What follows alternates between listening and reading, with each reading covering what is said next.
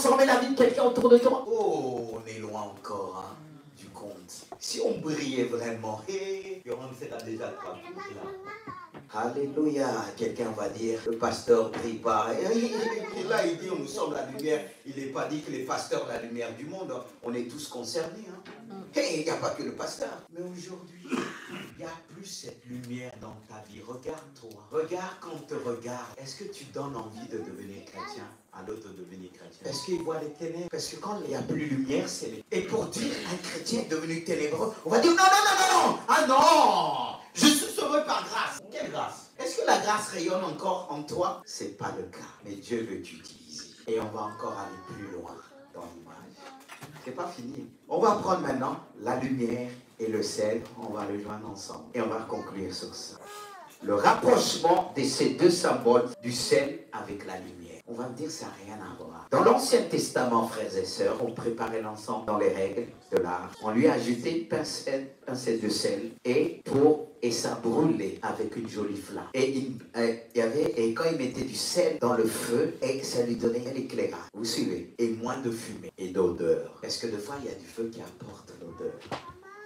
Mais le sel dans le feu enlève l'odeur et donne une autre beauté. Et ça donne une autre couleur. Une couleur vraiment qui est attirante, qui reste pure. Une couleur rayonnante. Et si nous sommes la lumière de Dieu, nous devons rayonner. Est-ce que tu rayonnes aujourd'hui? Bon, peut-être si tu veux, si j'avais un miroir, j'aurais fait, regarde. Même si tu m'insultes dans ton cœur, ça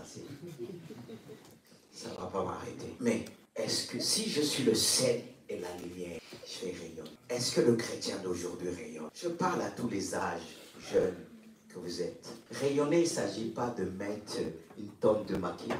Je parle du rayonnement de Dieu, la paix et la joie. Parce que pour certains, quand ils se lèvent, ils voient ces yeux, regardent leur tête, ils voient, ils ne rayonnent pas, mais...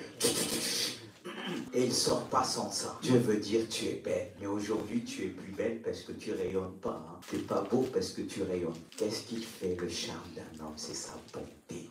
Ce qu'il reçoit de Christ. Pourquoi on te dit, quand on te regarde comme ça, on te dit t'es encore jeune, t'es encore... Parce que c'est le rayonnement de Dieu. Le sel et le feu de Dieu. Quand il te dit tu es la lumière, tu es aussi le feu de Dieu qui doit briser, qui doit brûler l'impureté. Mais il te faut le sel parce que on peut dégager en nous mauvaise odeur qui n'est pas l'odeur de Dieu. Dieu veut que à travers ton odeur, tu attires, n'est-ce pas, quand on sent la nourriture, on va dire, maman là, elle a fait une bonne nourriture.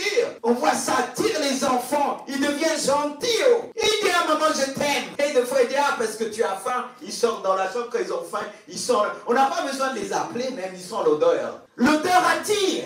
Non seulement tu es la lumière, mais tu es l'odeur de Dieu qui attire de loin. Car si les gens ne voient pas cette lumière, Dieu nous a donné, nous a pas donné pour rien les 5 sens. Et tu dois avoir un bon odeur. Pas l'odeur de Satan.